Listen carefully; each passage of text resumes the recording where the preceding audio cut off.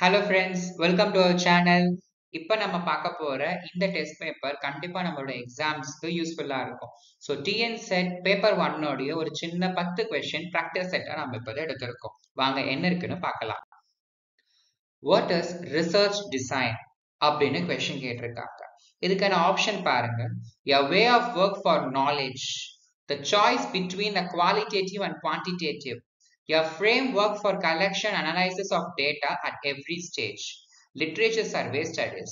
இதுல research design அப்படிங்கிறது a framework for collection and analysis of data at every stage. இதுதான் சரியான answer.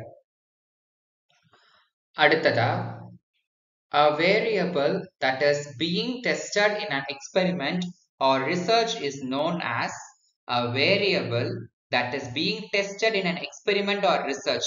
நம்ம ரிசர்ச்சுக்கும் இல்லை எக்ஸ்பெரிமெண்ட்டுக்கும் எடுத்துக்கக்கூடிய வேரியபிள்ஸ் நம்ம என்னன்னு சொல்லுவோம் அப்படின்னா டிபெண்டன்ட் வேரியபிள். ஸோ ஆப்ஷன் இதை பொறுத்த வரைக்கும் ஏ. ஃபர்ஸ்ட் ஒன் பொறுத்த வரைக்கும் option C.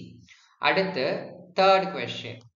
Ethical norms in research do not involve the guidelines for. Ethical norms in research do not involve guidelines for. அதாவது ரிசர்ச் எத்திக்ஸ்னு சொல்லிட்டு சில கைட்லைன்ஸ், சில ரூல்ஸ் அண்ட் ரெகுலேஷன்ஸ் கொடுத்துருப்பாங்க. அதுல காப்பிரைட்ஸ் ப்ராப்ளமை பத்தி தெளிவா பேசியிருப்பாங்க. டேட்டா ஷேரிங்கை பத்தி அஃப்கோர்ஸ் எக்ஸ்பிளைன் பண்ணியிருப்பாங்க. பேட்டன்டிங் பாலிசியை அவங்க ஃபுல்லா தரவா நம்ம எப்படி எல்லாம் பண்ணணும் அப்படிங்கறத சொல்லியிருப்பாங்க. ஆனா தீசிஸோட ஃபார்மட் நம்மளுடைய மேட். ஏன்னா ஒவ்வொரு விதமான ஃபீல்ட், ஒவ்வொரு விதமான தீசிஸ் ஃபார்மேட்ஸை வச்சிருப்பாங்க. ஸோ இந்த எத்திக்கல் நார்ம்ஸ் கண்டிப்பா நமக்கு ஒரு விஷயத்தை பத்தி சொல்லல, அதாவது தீசிஸ் ஃபார்மேட்டை பத்தி சொல்லல. ஆப்ஷன் பி அதுதான் சரியான விடை. அதாவது எது டு நாட் இன்வால்வ் அப்படின்னு பார்க்கும் பொழுது தீசிஸ் ஃபார்மேட். அடுத்தது, the best cycle nature of action research strategy அப்படின்னு பார்க்கும்பொழுது ரொம்ப முக்கியமான கொஸ்டின். இது எல்லாருக்கும் தெரிஞ்சுக்க வேண்டியது. Plan, act, observe, reflect. Plan, achieve, observe, reflect. Process, achieve, observe, reflect. Process, act, observe, reflect. இதை பொறுத்த வரைக்கும் நம்ம தெளிவா ஒரு விஷயம் ஞாபகம் வச்சுக்கணும். ஸோ ஃபர்ஸ்ட் பாத்தீங்கன்னா பி இருக்கணும். அதுக்கு அடுத்து பாத்தீங்கன்னா ஏ. அதுக்கு அடுத்து நமக்கு நல்லா தெரியும் ஓ. அதுக்கு அடுத்து என்னது ஆர். இந்த விஷயத்தை நம்ம ஞாபகம் வச்சுக்கணும். சோ பார் அப்படின்னு ஞாபகம் வச்சுன்னா தெரிஞ்சு போயிடும். ஆனா இது எல்லாமே ஒரே மாதிரி ஃபார்மேட்ல தான் இருக்கு. அப்ப நம்ம எதை சூஸ் பண்ணோம்னா ரொம்ப சிம்பிள். பிளானிங், அதாவது பிளான் அப்படிங்கிறது இருக்கணும். அதுக்கப்புறமா ஆக்ட் அப்படிங்கிறது இருக்கணும். அடுத்தது அப்சர்வ் இருக்கணும். அடுத்து ரிஃப்ளெக்ட் இருக்கணும். ஸோ ஆப்ஷன் ஏ தான் கரெக்டான answer. So plan, act, observe, reflect இதுதான் சரியான பதில். அடுத்து, where the wider spectrum of ideas and issues may be made possible. So அதாவது wider spectrum of ideas and issues may be made possible. எந்த இடத்துல நமக்கு இது பாசிபிள் அப்படின்னு கேக்குறாங்க. ஸோ நமக்கு நல்லா தெரியும். அதாவது நம்ம இந்த இடத்துல டிஸ்கஸ் பண்ணுவோம். எந்த இடத்துல நம்ம இஷ்யூஸை நம்ம தெளிவா ஐடியாஸ் கொடுத்து நம்ம பேசுவோம் அப்படின்னு கேக்குறாங்க. ஜேர்னல் ஆஃப் சயின்ஸா, கான்ஃபரன்ஸா, ரிசர்ச் ஆர்டிக்கலா, அல்லது டெக்ஸ்ட் புக்கா அப்படின்னு கேக்குறாங்க. ஸோ நம்மளுடைய இந்த ஜேர்னல் ஆஃப் சயின்ஸ் கண்டிப்பா கிடையாது. ஏன்னா அது ஒரு ஜேர்னலோட நேம். ரிசர்ச் ஆர்டிக்கல் அப்படின்னு பார்க்கும்போது அஃப்கோர்ஸ் இது எக்ஸ்பெரிமெண்ட் ரிலேட்டடா, சயின்டிபிக் ரிலேட்டடா கொடுக்கக்கூடியதா இருக்கும். ஒரு ப்ரூஃப் இருக்கணும். ஸோ டெக்ஸ்ட் புக்னு பார்க்கும்போது அஃப்கோர்ஸ் கிடையாது. பட் கான்ஃபரன்ஸ் யோசிக்கும் போது it is very simple to say that is the basic thing.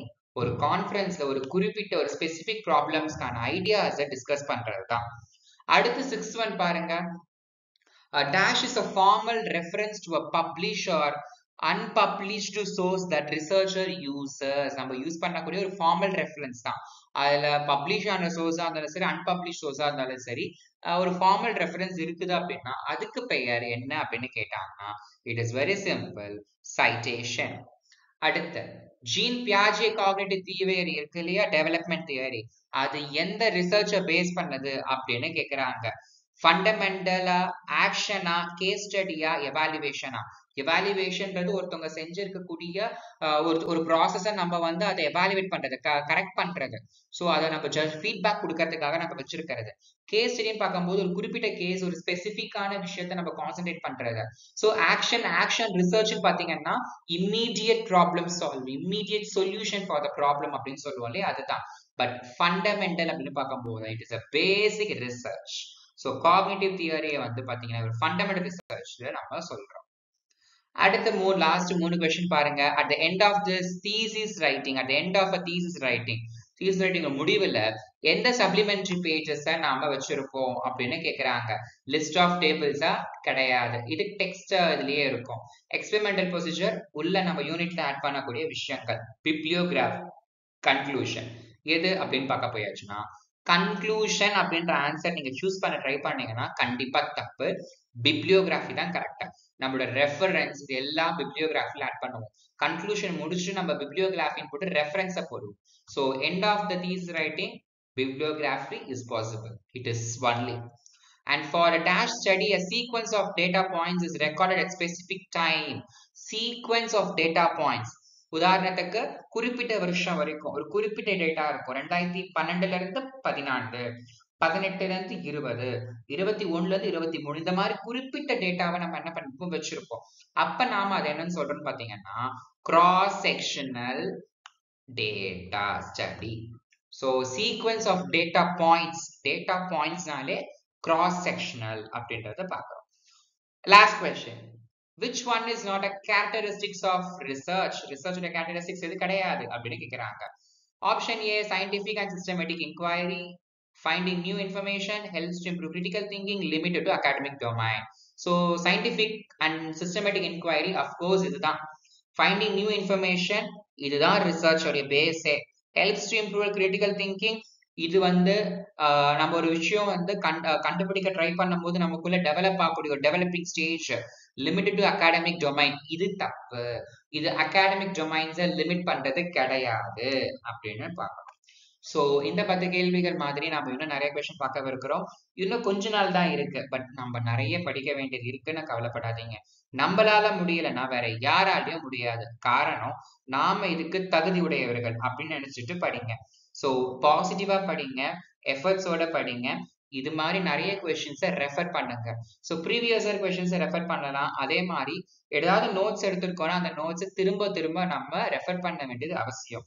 So இந்த ஷார்ட் டைம்ல நம்ம ப்ரிப்பேர் பண்றதுக்கு நிறைய நேரங்கள் இருக்கிற மாதிரி நீங்க நினைச்சுக்கோங்க. ஒரு நாளைக்கு 24 hours அப்படின்னா 10 நாளைக்கு நீங்க கணக்கு போட்டு பாருங்க. நம்மளுடைய படிப்பு தான் நம்மள முன்னேற்றும். அதனால நம்மளோட ப்ரிப்பரேஷன்ஸை இன்னில இருந்து ஸ்டார்ட் பண்ணாலும் தெளிவா ஸ்டார்ட் பண்ணணும். சரி, ஓகே ஃப்ரெண்ட்ஸ், இந்த வீடியோ உங்களுக்கு பிடிச்சிருந்துச்சுன்னா லைக் பண்ணுங்க, ஷேர் பண்ணுங்க, கமெண்ட் பண்ணுங்க, மறக்காம சப்ஸ்கிரைப் பண்ணுங்க.